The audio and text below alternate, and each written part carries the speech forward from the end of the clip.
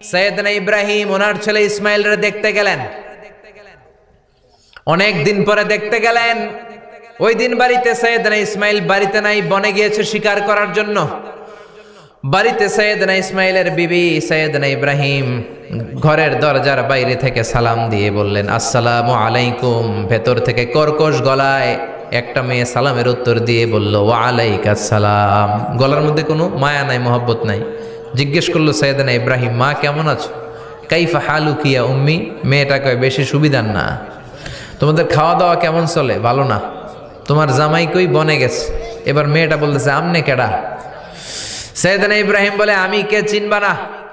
ইদা জাআ যাওজুকা মিনাল গাবা, স্বামী যখন বন থেকে ফিরবে, ফাকরাই আলাইহিস সালাম, তোমার স্বামীর একটা সালাম দিবা। ওয়া মুরিহি আইগাইরা আতাবাতা বাবিহি, আর বলবা ঘরের দরজার চৌকাটটা যেন তোমার স্বামী পাল্টে দেয়। এই কথা বলে বুখারীর বর্ণনা। কিসের হাদিস? বুখারীর হাদিস। ইব্রাহিম চলে গেলেন।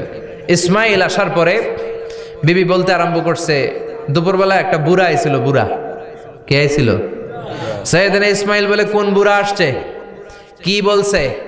বিবি বলে, আপনারে সালাম বলছে। ওয়া আলাইকুমুস সালাম। আর কি বলেছে? আর বলছে ঘরের দরজার চৌকাট যেন আপনি পাল্টে ফেলেন। এই কথা বলার পরে সৈয়দনা ইসমাইল চিৎকার দিয়ে বলে, ও কি করলি তুই? নিজের কপাল পুড়লি, নিজের কপালে নিজে কুড়াল মারলি। ও মিয়া, চোর বোঝে চোরের সিগনাল, পুলিশ বোঝে পুলিশের সিগনাল, নবী বোঝে নবীর সিগনাল। ঠিক কিনা? সৈয়দনা ইব্রাহিম যা বলছে ইসমাইল আলাইহিস সালাম ধরে ফেলছে। ডেকে বললে, এটা বুড়া না, এটা তোর শ্বশুর। এইটা আমার বাবা ইব্রাহিম খলিল। আমার বাবা যা বলেছে, সিগন্যালটা তো গ্রিন সিগন্যাল না, এটা তো রেড সিগন্যাল। এটা তো বিপদ সংকেত। আমার বাবা যা বলেছে এর মানে হলো তোরে যেন আমি তালাক দেই। Get out, get out. I divorced you. তোরে তালাক দিয়ে দিলাম। বাবার খুশির জন্য তালাক দিয়ে দিস। আপনার আব্বাও যদি আপনার বউরে এমনি তালাক দিয়ে ফেলতে বলে, দিবেন নাকি? আবার দিয়া ফেলেন, দিয়েন না, মুসিবত আছে। আপনার বাবাও বাবা, সৈয়দনা ইসমাইলের বাবা, ইব্রাহিমও বাবা। ঠিক কিনা? সৈয়দনা ইব্রাহিম মন গড়া কথা বলতেন না, আকাশ থেকে ওহী আসলে বলতেন। এই জন্য আপনার বাবা যদি বলে বউরে তালাক দিয়েন না, খবরদার। বাবারেও বুঝাইবেন, বউরেও বুঝাইবেন, ঘরে সংলাপ করবেন, সমঝোতা করবেন। আমাকে দুই নেত্রী সংলাপ করে না তো কি হয়েছে, আমরা সংলাপ করব।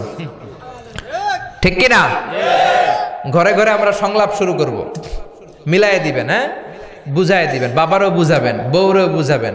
তালাক দেওয়ার ইসলামী যে সিস্টেম, এটাকেও মেনটেন করলে পৃথিবীতে কোনো তালাকই থাকবে না।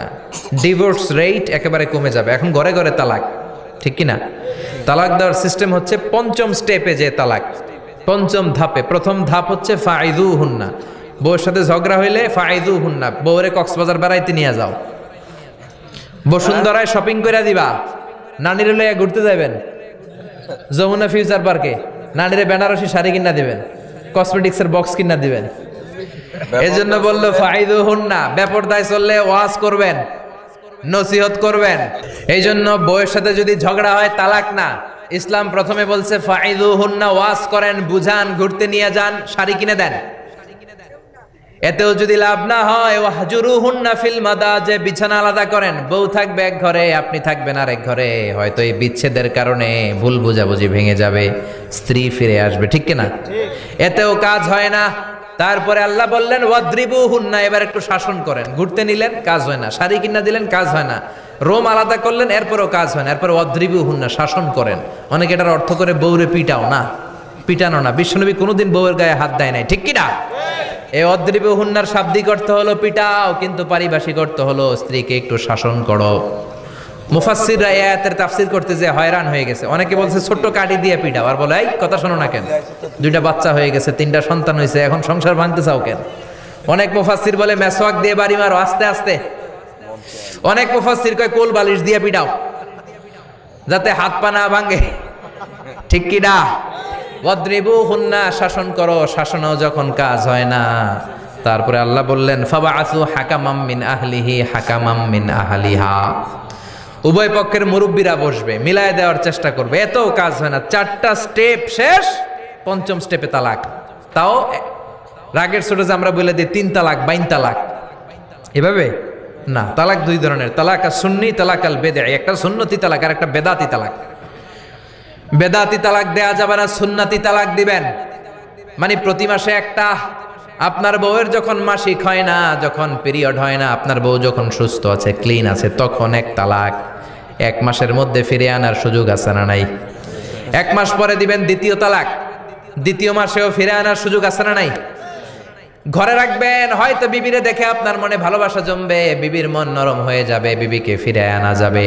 তৃতীয় মাসে 3 তালাক যখন দিবেন, আর ফিরে আনার সুযোগ নাই। এটাকে বলে আত-তালাক আল-বাইন আল-বাইনুনা। এরপরে আর ফিরে আনার সুযোগ নাই। এই প্রসিডিউরগুলো যদি মেনটেন করেন, তালাক হবে? তালাক হওয়ার সুযোগ আছে? এজন্য এগুলো মেনটেন করে তালাক দিবেন, ডিভোর্স রেট কমে যাবে। ওমরে ফারুকের জামানায় এক লোক তার স্ত্রীকে 100 তালাক দিছে। কয় তালাক? এরকম ডাকাত বাংলাদেশও আছে না নাই? 100 তালাক দিছে। এখন ওয়াইফ যে ওমরে ফারুককে বিচার দিছে, ওমরে ফারুক বললো তোমার হাজবেন্ডকে ডেকে আনো। ডেকে আনা হলো, কিরে কয় তালাক দিছস? কয় 100 তালাক। দিবি 3 তালাক, 100 তালাক দিছস কেন? কয় মেজাজ গরম আছিল। ওমরে ফারুক বলে ঠিক আছে, বিচার হলো 3 তালাকে তোর বউ তালাক, বাকি 97 তালাক এখন তোর পিঠে পড়বে। সুবহানাল্লাহ পড়েন।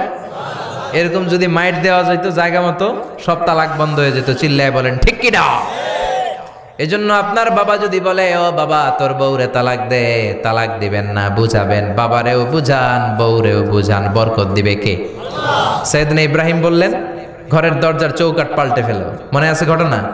না ভুলে গেছেন বোধহয়? তালাক দিয়ে দিলেন বিবিকে। নতুন সংসার শুরু হলো। আরেকটা বংশীয় নেককার মেয়েকে বিয়ে করলেন।